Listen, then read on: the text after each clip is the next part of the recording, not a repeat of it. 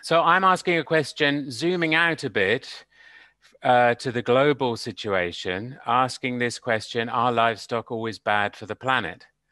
The short answer to my question is no. And I also ask another question, which is, does this matter? And the answer to that is resounding yes. So why is this significant?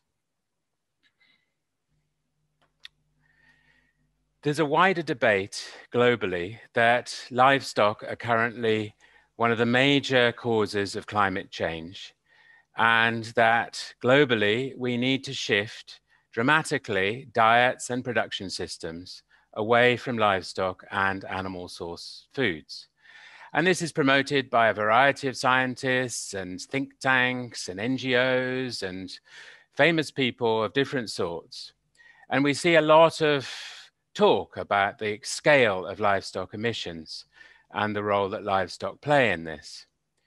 We even have headlines like the following from The Guardian: avoiding meat and dairy is simply the biggest way to reduce your impact on planet Earth. But what does this broader global narrative mean for pastoralists? Pastoralists in Ghana and pastoralists around the world. A lot of this debate comes from a set of scientific analyses that emerge and give these big statistics that drive these narratives. These analyses come in particular from so-called life cycle assessments, which measure the inputs and outputs and impacts of on global warming from a variety of greenhouse gases.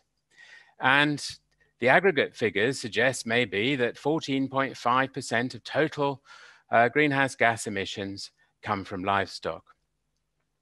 And this narrative then is supported by a variety of assessments that say huge amounts, perhaps the majority of farmland is used for livestock, but it's producing rather little of our food. So this global narrative about the negative effects of livestock is gaining purchase in wider debates. But how does it play out in pastoral areas? These are some pictures from our sites in the PASTRES program, from Tunisia, from India, from Sardinia and Italy, and from Kenya.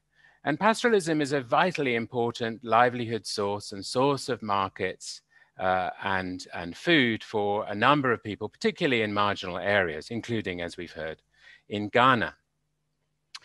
But this broader global narrative is affecting the way people are thinking about pastoral development the world over.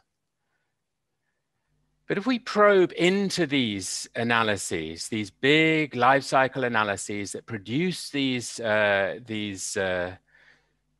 narratives, we see there are some problems there. We've done a detailed analysis that will come out in a report later in the year, and we identify a number of gaps and assumptions and biases that these narratives are based on. There are sets of problems around the data, biases in the data. Most of the data that produces these figures comes from northern industrial systems, not from pastoral systems. They use default emission factors and greenhouse gas measures that may not be appropriate for pastoral systems. They tend to conceptualize systems in a particular way around a particular form of efficiency and don't necessarily take account of the complexity of the carbon cycle in pastoral areas, nor their spatial and temporal dynamics, and indeed not the wider ecosystem services that are offered from pastoral systems in extensive rangelands where livestock production is mobile.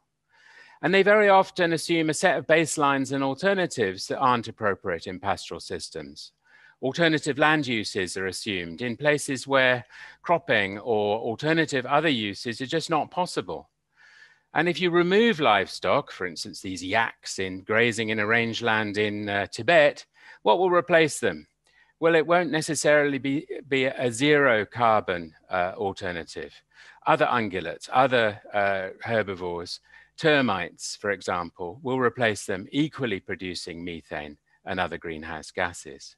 And if we're asked to shift diets, what's the consequence of that for people who rely on meat and milk, particularly in poorer and marginalized settings?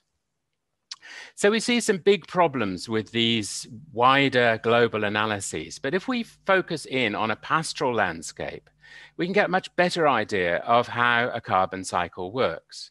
This is an example from a Fulani area in northern Senegal, done by colleagues at CIRAD. And that particular study showed that in a mobile, extensive system, such as this pastoral system, with a detailed, wider analysis of the carbon inputs and outputs of that system, that the system was in carbon balance. It wasn't affecting the climate in the way that was often assumed. In fact, in some seasons, it was actually negative. So if we think about pastoral settings, we need to get a bit more disaggregated and a bit more nuanced about how we understand climate change emission impacts and think about mitigation in a different way.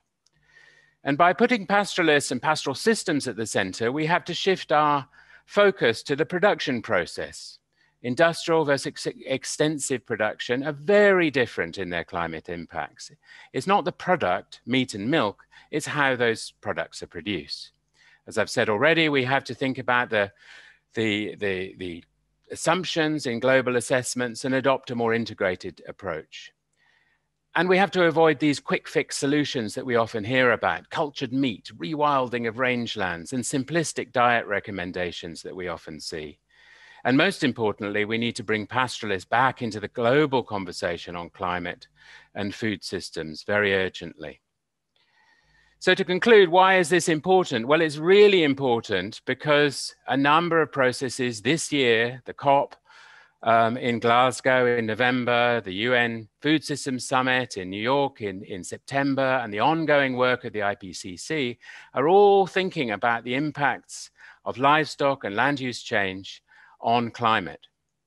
But virtually none of these discussions to date have pastoralists or data from pastoral systems at the center. And this urgently needs to change, lest the recommendations that come out of this distort policies against pastoralists, creating forms of injustice.